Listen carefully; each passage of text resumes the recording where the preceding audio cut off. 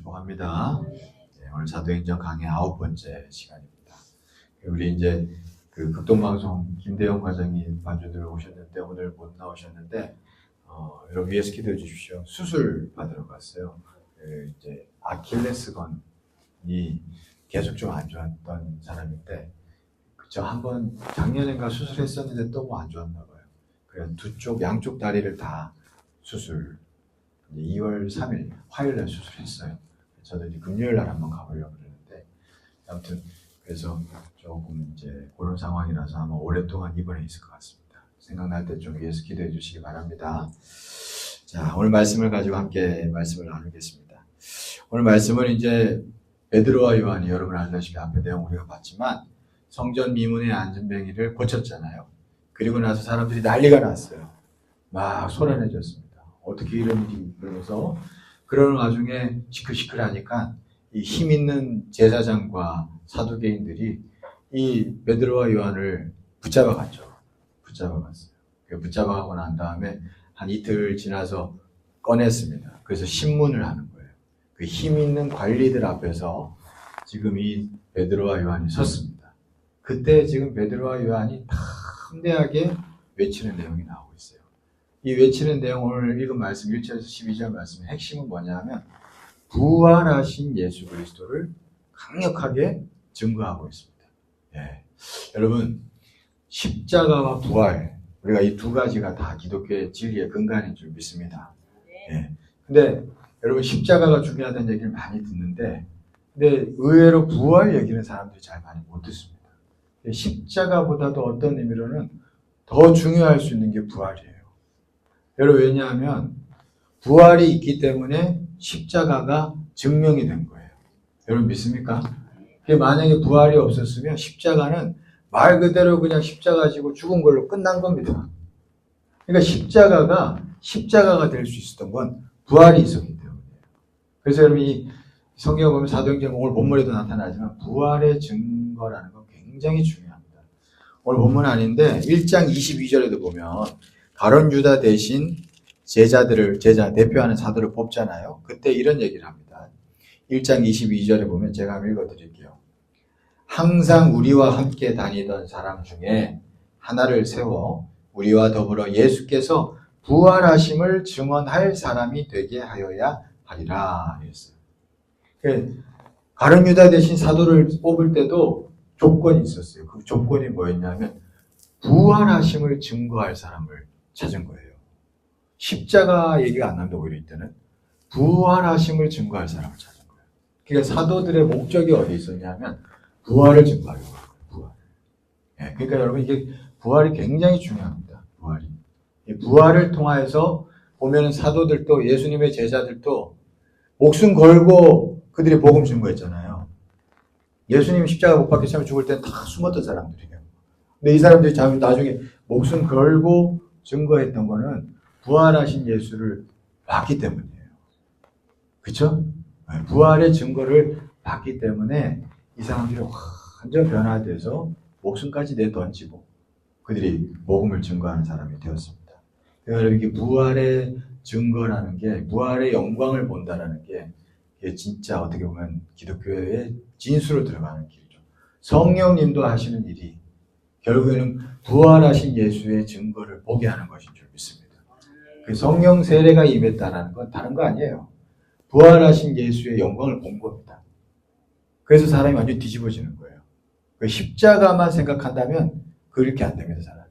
성령으로 부활하신 예수를 보면.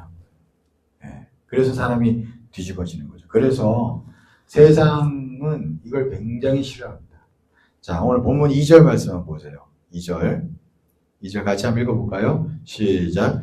예수 안에 죽은 자의 부활이 있다고 백성을 가르치고 전함을 싫어해요. 왜 싫어하는 거예요? 그러니까 이 사람들이, 이 관리들이 바리새인, 사두개인, 서기관들 이 사람들이 이게 싫은 거예요. 이상하죠? 이걸 싫어가지고 붙잡아 놓고 막 그럽니다. 그런 가운데 10절 보세요. 담대하게 사도 베드로와 요한은 이렇게 얘기합니다. 10절 같이 한번 읽어보겠습니다. 시작. 너희와 모든 이스라엘 백성들은 알라. 너희가 십자가에 못 박고 하나님이 죽은 자 가운데서 살리신 나사렛 예수 그리스도의 이름으로 이 사람이 건강하게 되어 너희 앞에 서느니라.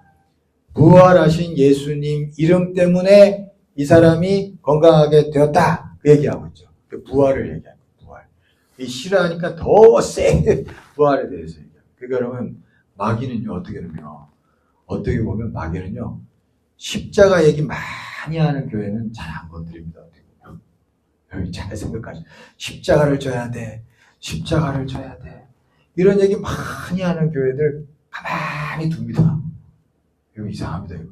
근데 막 성령 얘기하고 부활 얘기하고 막 이런 교회는 이상하게 가만히 안 둬요. 막 핍박이 가고 막 이단 시비가 가고 막 그럽니다.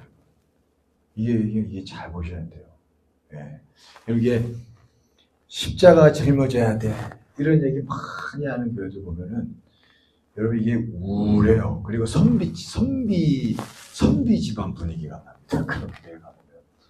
여러분 이거 잘 분별하셔야 돼요. 이게 성경에서 보는 분위기에서는요, 선비 분위기가 없습니다, 여러분. 예. 절대로 그렇지 않습니다, 여러분. 이거 잘 분별하셔야 돼요. 목사님 중에 선비 같은 스타일을 좋아하는 교인들이 있어요. 그거 다 좋은 건 아닙니다, 여러분.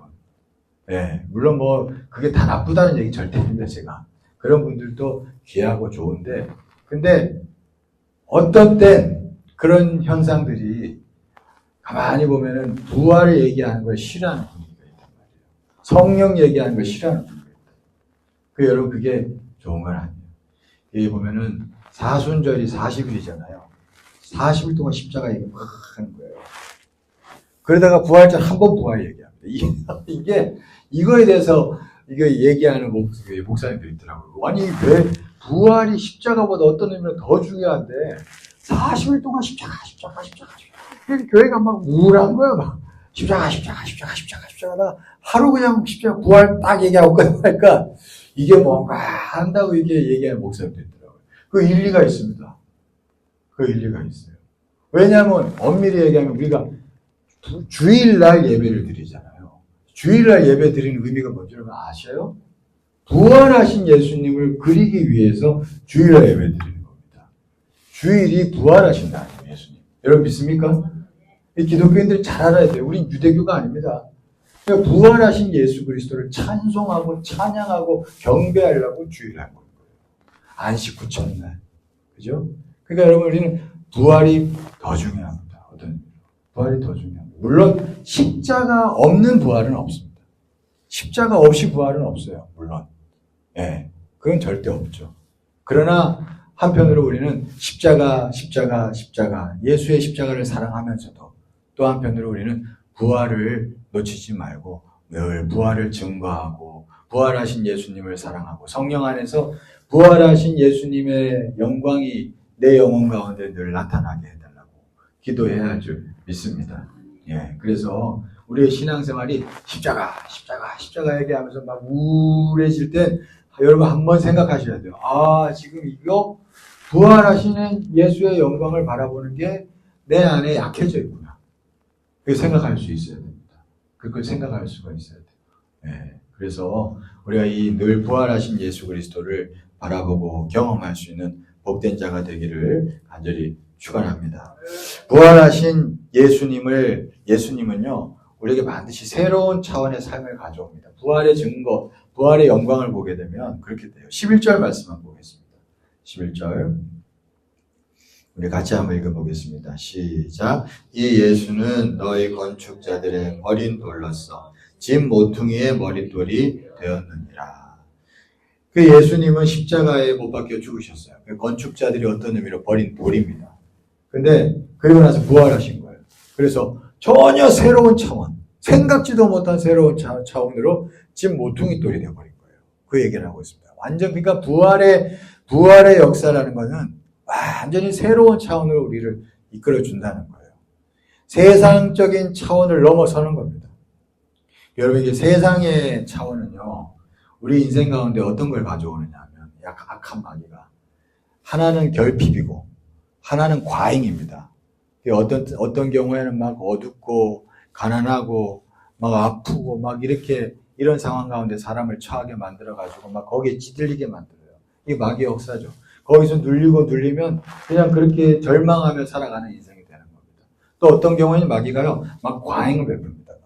어마어마하게 막 풍부하고 풍족하고 어마어마하게 막 그냥 권력이 세고 막 이렇게 만들어 주기도 해요. 이게 세상입니다.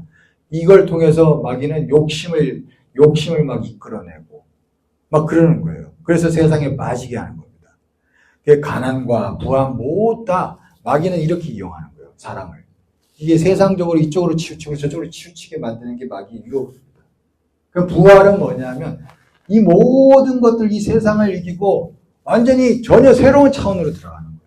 그래서 하나님께서 진실로 은혜 안에서 만족하고 또 부족함이 없고 그렇다고 또 욕심이 아닌 절제가 있고 여러분 그게 부활의 역사로 새로운 차원에 들어가는 삶이 되는 줄 믿습니다. 그런 삶이 일어나는 거예요. 제가 이제 설교를 준비하다가 글을 읽다가 그 여의도 순복음교회 한 교인 성도님의 간증을 잠깐 봤어요. 뭐 특별한 간증도 아닙니다. 이제 아주 평범한 어떤 성도님의 삶의 내용이고 간증인데 그런 얘기예요. 이분이 이제 공고를 졸업하고 취업을 해서 일을 하다가 이분이 이제 공부가 너무 하고 싶은 거예요. 공부가 너무 하고 싶어가지고 일을 하다가 준비를 막 한 거예요. 공부가 하고 싶어서. 특별히 꿈이 생겼습니다. 일본에 가서 공부를 하고 싶어요. 이분이. 그래서 막 열심히 일하다가 한 2년 정도 일하다가 21살쯤 되어서 드디어 나름대로 일본 유학을 준비해가지고 길이 열린 거예요. 그래서 이제 열심히 기도하면서 그렇게 하다 길이 열렸어요. 그래가지고 일본에 유학을 가서 열심히 공부하고 21살에 가서 아르바이트하고 열심히 산 거예요. 이제 물론 이제 너무 이제 바쁘다 보니까 교회에서 일본에 교회도 별로 없잖아요. 교회도 잘 못 다니고 그랬답니다. 근데 이제 그렇게 열심히 이제 살아가다가 이상하게 시간이 좀 흘러가면서 이게 어디 특별한 게 아픈데도 병도 없는데 막 아프더래요. 시름시름 앓고 아프고 그러니까 점점 몸이 너무 힘들어지니까 공부를 도저히 할 수 없는 지경이 됐대요. 그래 하다가 도저히 할 수 없는 지경에 이르러가지고 결국에는 중도 포기하고 다시 기국할 수밖에 없었대요. 여러분 그때 그 젊은 나이에 얼마나 그 패배감과 절망감이 있었겠어요. 그래가지고 돌아왔답니다. 돌아와가지고 다행히 이제 몸은 조금씩 회복되지만 그래도 뭔가 몸이 약했죠. 그러다가 이제 또 일은 해야 되니까 우리나라에서 취업을 하고 생활을 하는데 일을 해서 하는데 근데 이상하죠. 이게 막 일은 하지만 일은 점점 더 과 업무가 되고 그러니까 거기 감당이 안 되고 힘들고 회사에서는 관계 때문에 너무 어렵고 그러니까 그렇게 얘기를 하대요. 엉망진창이었대요. 뒤죽박죽 엉망진창. 뭐 어떻게 설명할 수 없더래요. 막 그냥 엉망진창이래요. 그냥. 그래가지고 회사에 적응도 안 돼. 그리고 또 공부하고 싶었잖아요. 그래서 좀 회사에서 이제 공부 좀 해볼까 싶어가지고 전문대를 이제 좀 할 수 있도록 이제 배려해달라 그랬으니까 전문대 가보려고 하니까 그것도 회사에서 허락을 안 해준 거야. 그 공부도 못해. 또 우리나라 왔을 때도. 그래가지고 막 괴로워가지고 엉망진창 막 이렇게 있다가 한날은 다 그냥 체념해두시고 이렇게 있다가 가만히 있다가 한 번은 마음에 그래도 이게 믿음 있는 사람이니까 야 내가 이거 이래가지고 되겠나 기도라도 한번 해봐야겠다. 그 생각이 든 거예요. 이런 마음이 귀한 줄 믿습니다. 그냥 기도해보겠다 싶은 생각이 들어가지고 회사에 무작정 며칠 휴가를 내고 금식기도원에 갔대요. 금식기도원 가가지고 이제 막 금식기도를 하는 거죠. 막 기도하다가 하나님의 은혜 가운데서 깨달음을 주시더래요. 내가 지금까지 내 인생이 내가 너무 나중심으로 인생을 꾸렸구나. 하나님이 주님이라고 했는데 전혀 내 인생의 주인이 아니었구나. 이게 절절하게 깨달아지더래요. 금식하다 기도하다가. 그래가지고 회개가 일어나고 막 눈물을 흘려 그제서야 기도가 나오는데 그렇게 하루 이렇게 기도하다가 다음 날에 새벽에 이제 기도하는데 성령이 임한 줄 믿습니다. 성령이 임한대요. 성령이 임해서 비로소 부활하신 예수 그리스도의 영광이 그 영혼 가운데 비춰진 거예요. 회개하고 기도하는 중에. 그냥 그때 이제 진짜 이 사람이 정말 중요한 걸 깨달은 거죠. 내가 진짜 진짜 인생에 중요한 게 뭔지 이제야 알겠군요. 주님, 부활하신 주님과 내가 동행해야 되는데 내가 그거를 모르고 내 인생을 살았군요. 부활하신 예수의 증거, 영광을 보고 나니까 그게 깨달아집니다. 그 다음부터 내가 이제는 어떻게든 무슨 일이 있어도 내가 기도하는 시간을 마련하고 부활하신 주님을 바라보며 기도하고 그 주님과 동행하는 인생이 되겠습니다. 그렇게 된 거예요, 이 사람. 그 다음부터 아주 평범한 얘기입니다. 그런데 중요한 거, 이 사람 표현이 중요합니다. 그리고 나서 자기 영혼 속에 내면에 질서가 잡히더래요.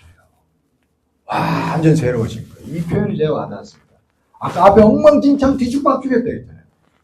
근데 부활하신 예수의 영광을 보고 그리고 뭐가 중요한지를 알고 나니까 이게 내면의 질서가 쫙 잡히더라고요. 이게 굉장히 중요한 과정입니다. 아주 평범한 얘기죠. 질서가 쫙 잡히더라고요. 이게 전혀 새로운 차원이죠. 이게 천국의 삶인 줄 믿습니다. 이게 천국의 삶이에요, 여러분. 이게 천국의 삶이에요. 그러니까 어떻게 보면 앞에서는 건축자들이 버린 돌이에요.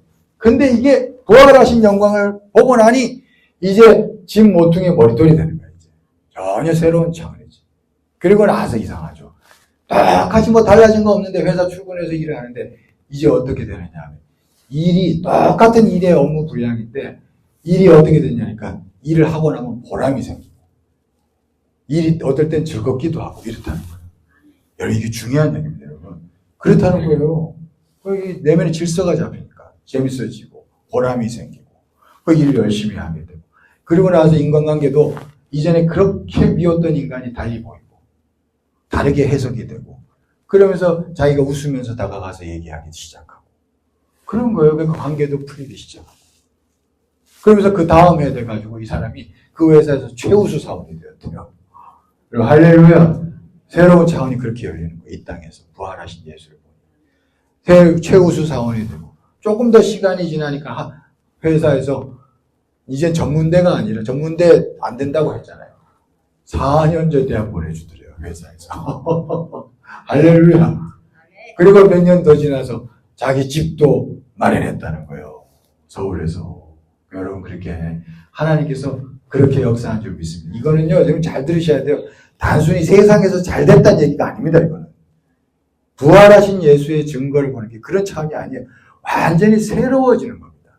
새로워져서 천국이 내 안에 와서 이 땅을 살아가는 거예요. 여러분 믿습니까? 여기에는 욕심도 없어요. 욕심도 아니고 그리고 결핍도 없습니다.